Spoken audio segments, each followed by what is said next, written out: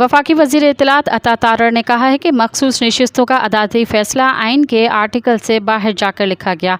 लाहौर में press conference करते हुए अता तारड़ का कहना था कि मखसूस नशिस्तों के फैसले के 15 दिन गुजरने के बावजूद तफसीली फैसला नहीं आया। मखसूस नशिस्तों के मामले में इस जमायत को रिलीफ दिया गया जो दरख्वास्त गुजार ही नहीं थी। उन्होंने बताया कि मोअज़्ज़िज़ जजेस साहिबान ने कहा कि 15 रोज़ गुजरने के बावजूद तफसीली फैसला क्यों नहीं आया।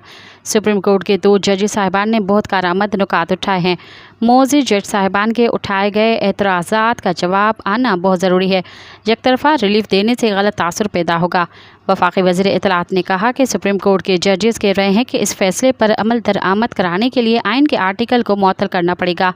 क्या ये फ्लोर क्रॉसिंग होगी कि सुन्नी इत्तेहाद कौंसिल के अरकान उठकर PTI की नशिस्तों पर बैठेंगे? क्या ये आर्टिकल 62 और 63 के खिलाफ वर्जी नहीं होगी? अता तारड़ का कहना था कि क्या मुस्तकबिल में भी इस फैसले को जवाज़ बनाकर फ्लोर क्रॉसिंग हो सकती है और कोई भी रुकन असम्बली पार्टी तब्दील कर सकेगा।